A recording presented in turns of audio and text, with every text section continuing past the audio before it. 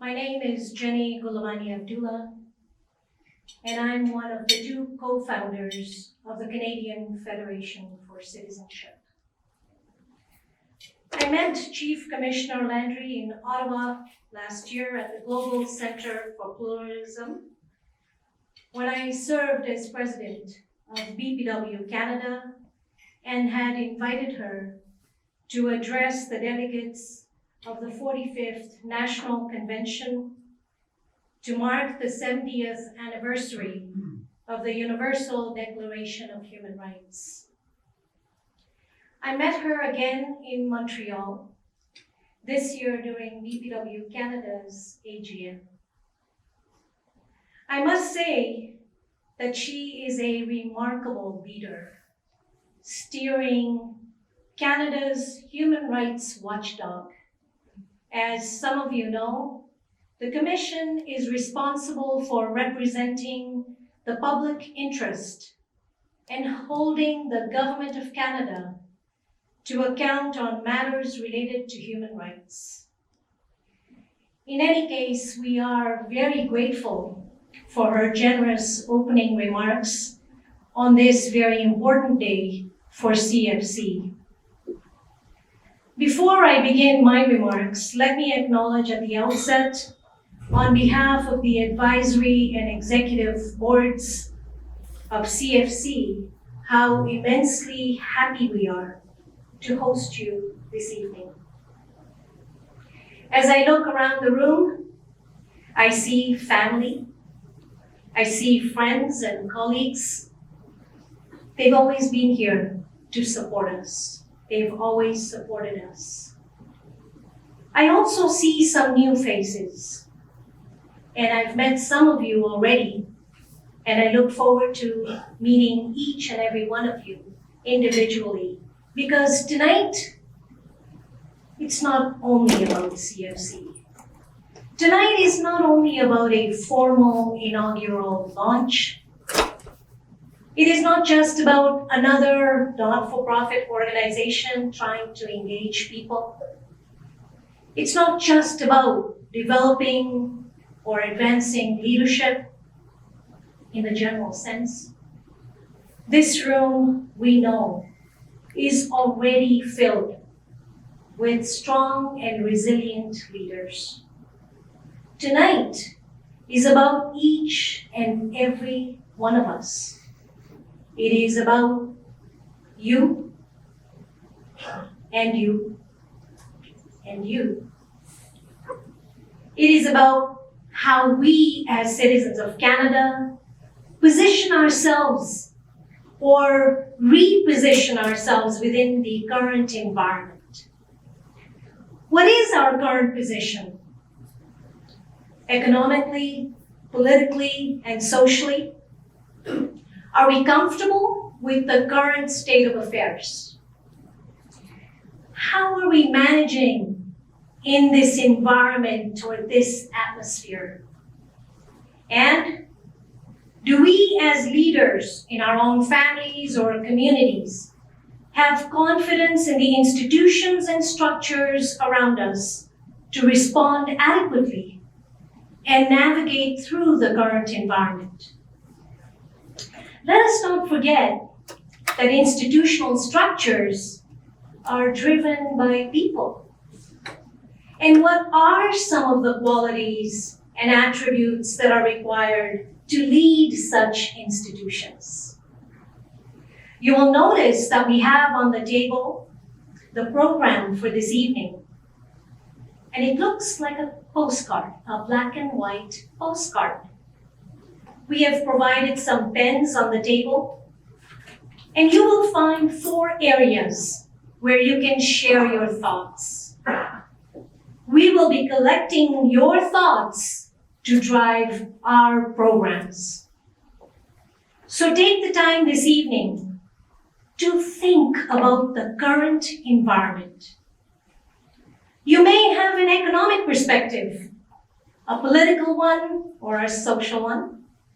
It may be a workplace issue. Or you may have the election on your mind. Now remember, we are non-partisan. But the issues of concern, they remain the same. Our priorities may differ. Your current situation may be focused on a social framework because you work with or encounter certain vulnerable or marginalized groups of individuals. Your current focus may even revolve around an issue affecting a friend or a family member. The second part has to do with our reaction or response to the current environment. Are we comfortable with the present situation? Does it worry us? Are we happy with it? Or does it make us feel uneasy? It's important to reconcile with our own feelings about the current environment. The third part is about how we cope with our current context. Are we directly or indirectly affected by it? Is it someone else who's affected by this? Do we think that we can do something about it? Is it even within or outside of our control? So it's about managing the situation. And finally, the last part on that postcard is about our level of confidence in our institutions. Now, we're not talking about our trust in a particular party or a specific leader, because we will be here all night. We are, after all, Albertans. This is where we focus on the institutional structures. Do we, as homegrown leaders, as Canadian citizens, feel assured that our institutions can navigate through the current context? If yes, then we're there. But if not, then what leadership qualities will it take to lead and strengthen our institutions? Because after all, like I said, institutions don't run on their own. People drive the institutional structures. I hope that this evening you will take the time to reflect on the current context, how you fit into that context, and perhaps how engaged or disengaged you feel, and possibly whether you even want to or not be part of the dialogue, which could, of course, lead to future resolutions. What we all know is that we live in troubled times. And we live in these troubled times when it comes to democracies around the world. In an era of advanced technology where we have instantaneous information at our fingertips, where we expect immediate replies to emails and texts, where we race to tweet and hustle through meetings on Zoom, WhatsApp, and Skype, let's not forget, we also expect to meet the same level of accuracy and precision while operating swiftly. Well, we all know democracy cannot be provided, and it cannot be done in a rush. It cannot provide rushed and flawless results. But we as Canadians do know that democracy does work. That is why our children safely attend public schools. We drive on reliable roads to get to and from work.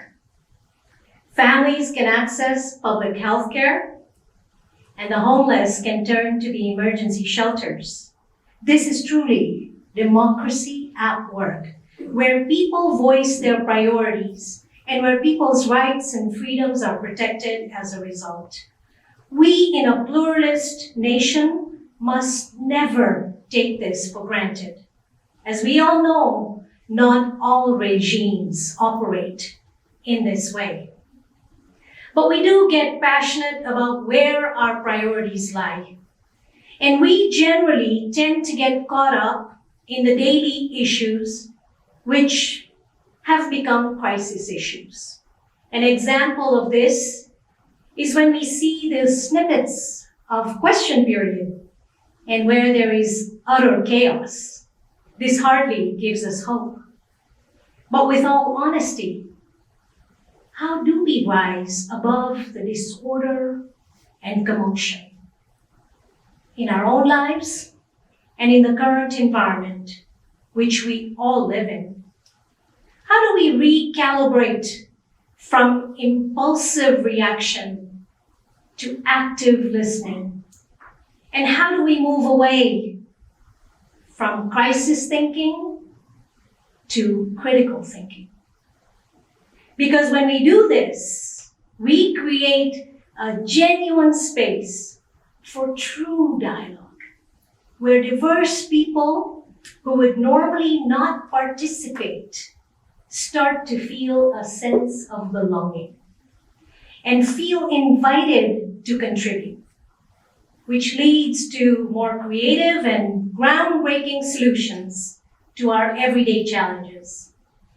Now, by diverse people, I actually mean diverse in thought, diverse in occupation, diverse in age, in gender, and so on.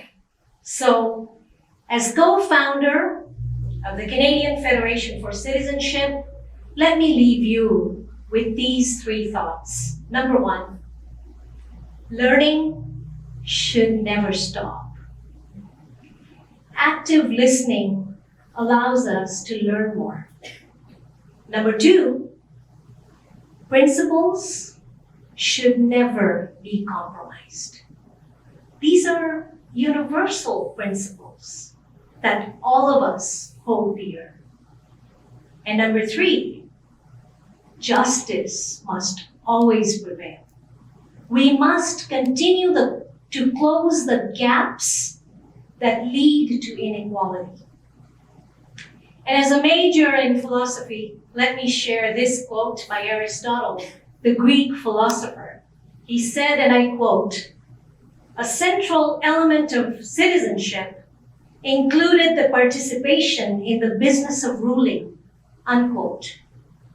As citizens, our contribution is essential to Canada's progress.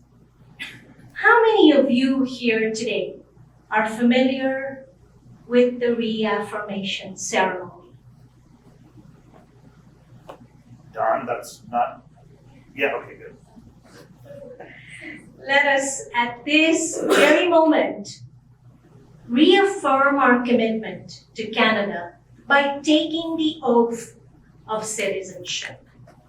May I request that we, Canadian citizens, rise and raise our right hand.